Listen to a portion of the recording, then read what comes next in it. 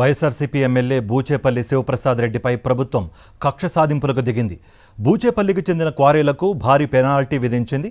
అక్రమ మైనింగ్ జరిపారంటూ 87 కోట్ల రూపాయల జరిమానా వేసింది. రాజకీయ వేధింపుల్లో భాగంగానే గత నెలలో శివప్రసాద్ రెడ్డి గ్రానైట్ క్వారీలు తనిఖీలు చేశారు మైనింగ్ అధికారులు. జిల్లా వైఎస్ఆర్సీపీలో బలంగా పనిచేస్తున్నారన్న కారణంతో అణిసివేసేందుకే కుట్రలు చేస్తోంది కూటమి ప్రభుత్వం. ఆర్థికంగా దెబ్బతీసేందుకు ప్రయత్నిస్తోంది. గతంలోనూ బూచేపల్లికి చెందిన సూర్య గ్రానైట్స్ను మూసివేయించింది చంద్రబాబు సర్కార్.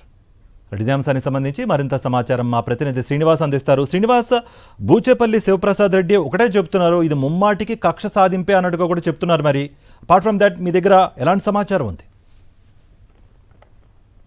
ఖచ్చితంగా ఇది పక్కాగా మనం అనుకున్నదే జరిగిందని చెప్పొచ్చు. గత నెల 11-12 తేదీలలో సూర్య గ్రానైట్స్ ఏదైతే ఉందో బూచేపల్లి చేపట్టినటువంటి క్వారీలో మైనింగ్ అధికారులు తనిఖీ చేశారు. దాదాపు 2-3 రోజుల పాటు క్షుణ్ణంగా తనిఖీలు చేశారు.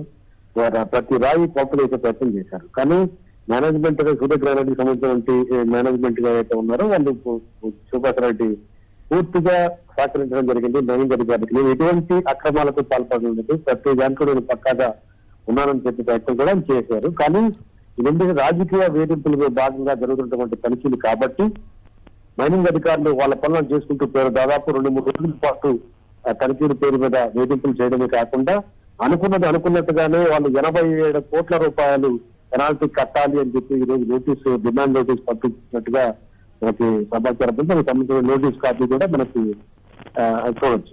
అంత దారుణమైనటువంటి రాజకీయ వేధింపులు ఉంటే ఎలాగైనా సరే ఈ క్వారీని మూసివేస్తే రాజకీయంగా వెనకబడిపోతారు బూచేపల్లి శివప్రసాద్. ఎందుకంటే ఆర్థికంగా బలంగా ఉన్నటువంటి బూచేపల్లి శివప్రసాద్ రెడ్డిని ఆర్థిక మూలాలు దెబ్బతీస్తే ఖచ్చితంగా ఆటోమేటిక్ గా పొలిటికల్ గా ఇన్యాక్టివ్ అవుతాడు. జిల్లాలో తమ అనుకున్నది చేసుకోవచ్చు అని ఒక దుగ్గతోటి ఒక కుట్రపూరిత వాతావరణంతో ఇవాళ కూటమి ప్రభుత్వం చేస్తున్నట్టుగా మనకు అర్థమవుతుంది. గతంలో కూడా చంద్రబాబు ప్రభుత్వంలో కూడా ఇదే క్వారీని బూచేపల్లి శివప్రసాద్ రెడ్డి క్వారీని వేధింపులు చేసి ఫైన్ల మీద ఫైన్ వేసి నోటీసులు ఇచ్చి మూసివేయడం జరిగింది. మరోసారి కుట్రగా తెరలేసి బూచేపల్లి శివప్రసాద్ రెడ్డికి ఆర్థిక మూలాలను దెబ్బతీస్తే జిల్లాలో పార్టీ అధ్యక్షుడిగా ఉన్నారు, రాజకీయంగా యాక్టివ్ గా ఉన్నారు, ప్రతిపక్ష పాత్ర పూజిస్తున్నారు.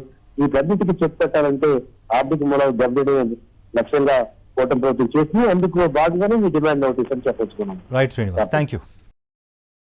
మరిన్ని అప్డేట్స్ కోసం ఛానల్ ను సబ్స్క్రైబ్ చేయండి. నోటిఫికేషన్స్ కోసం బెల్ ఐకాన్ పై క్లిక్ చేయండి.